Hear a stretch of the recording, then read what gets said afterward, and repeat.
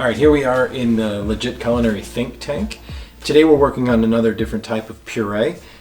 This is actually a fluid gel. We're going to use agar as our stabilizer and then cook that into basically a red pepper juice. We're going to season it with sherry vinegar, a little bit of sugar, which will help give it a nice shine when it goes onto the plate, and it'll help balance out the flavor.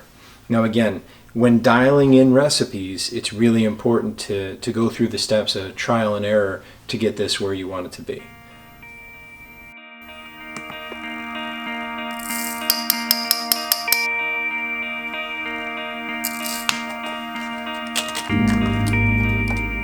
And next we're going to prepare the fresh ingredients.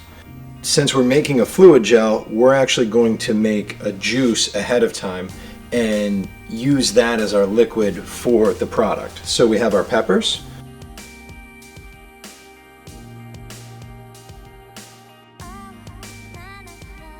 Basically everything but the seeds are going to go into the juicer.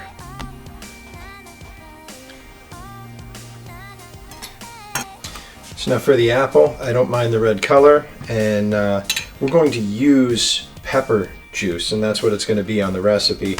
But we're going to add an apple to it for some sweetness, for some acidity, for some balance, and a little bit of pectin that's in there. And since we're just going to do the juice, we're going to make the juice with everything together.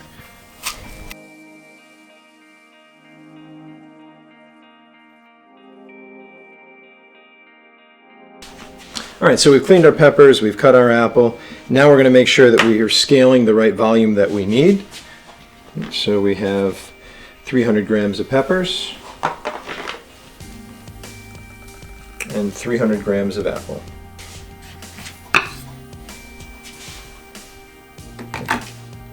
All right, so now we're going to pass the lemon juice through a little fine strainer, zero out the strainer, zero out the container, and then we'll transfer this into an appropriate container. All right, so we have our juicer assembled. We have our little catch basin.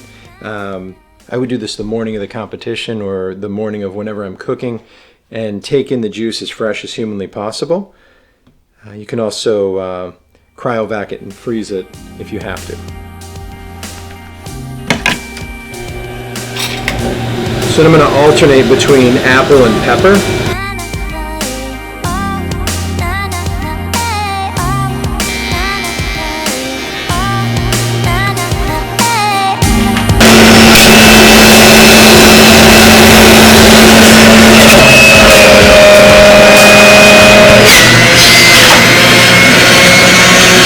Alright, so now we've got our uniform container, zero out the scale, and then we're going to transfer the pepper and apple juice into the container so that everything's nice and uniform. There's a whole lot of air. You can lid that up.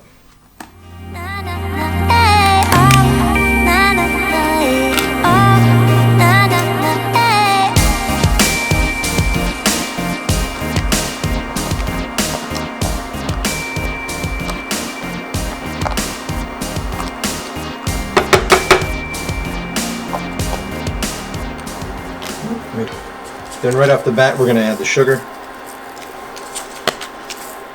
salt, Espelette.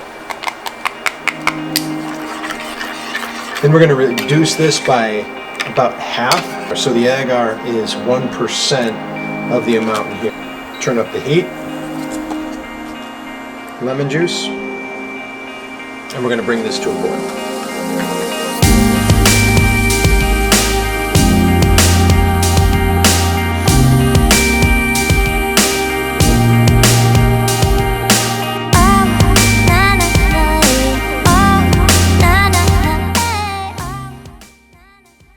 Alright, as the liquid comes up to a boil, we're going to make it a point to skim. It can all skim out. This is just going to cloud your final gel, which we're actually going to refer to as a puree. Go back with the rubber spatula as we have in the past. Clean the sides of the pot.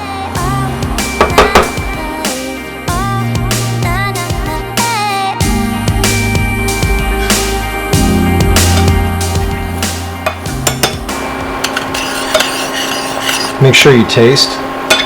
The recipe is scaled so that the end result is where I want it to be. But flavor is still such a key component, and flavor does change based on the flavor of the juice that goes into it, the other ingredients as well. So it's really important that you taste the juice. Make sure the juice is where you want it to be. Taste the Espelette and make sure that you're using the same ingredients every single time. Use the same salt.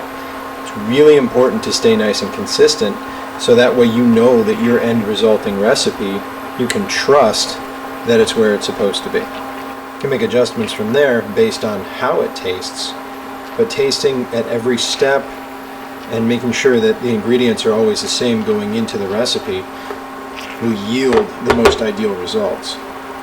So to ensure that we have the 1% ratio that we were talking about, we're going to set the scale back up. Right, and I would even do this during the competition. I would also have a little label here so that I don't forget saying 150 grams pepper juice, or whatever this recipe ends up being called. And then we're going to keep the pot handy so that we can go right back onto the stove so that we can cook our fluid gel. Right?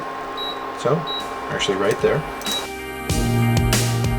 And then add in our sherry vinegar, because that's going to get the seasoning where I want it to be. Keep this container for the fluid gel so it can set up. Alright, now for the agar, agar is pretty agreeable from the hydrocolloid perspective.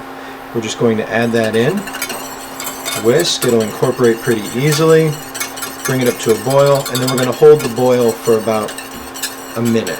I would actually recommend having a timer to make sure that you are hydrating the agar, to make sure that the agar cooks the right amount, and to make sure that your fluid gel is going to set up completely. That's our minute. Turn off the heat. You can see that it's thickened. You can see that it's starting to look a little syrupy. Now this is going to set up pretty quick. Now you can see where we're at. It's still nice and liquidy. We're going to set this in the refrigerator until it sets up.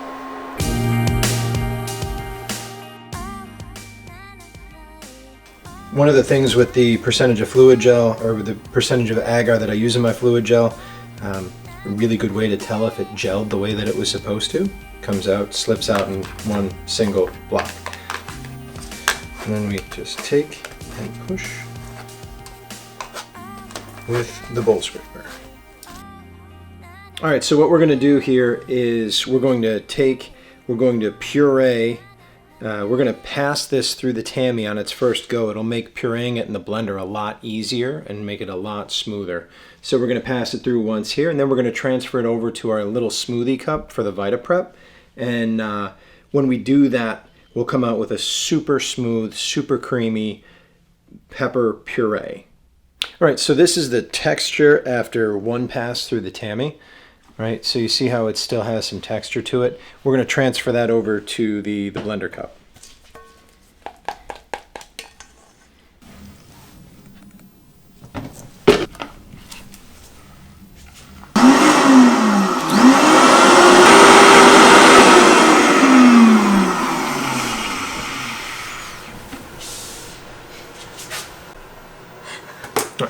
Here we are. Shake it down.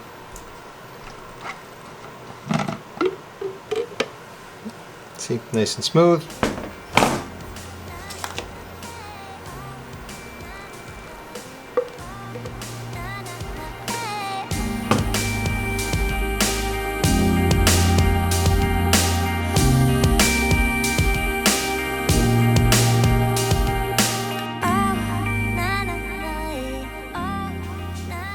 So videos like these wouldn't be possible without tremendous cooperation from our supporting partners.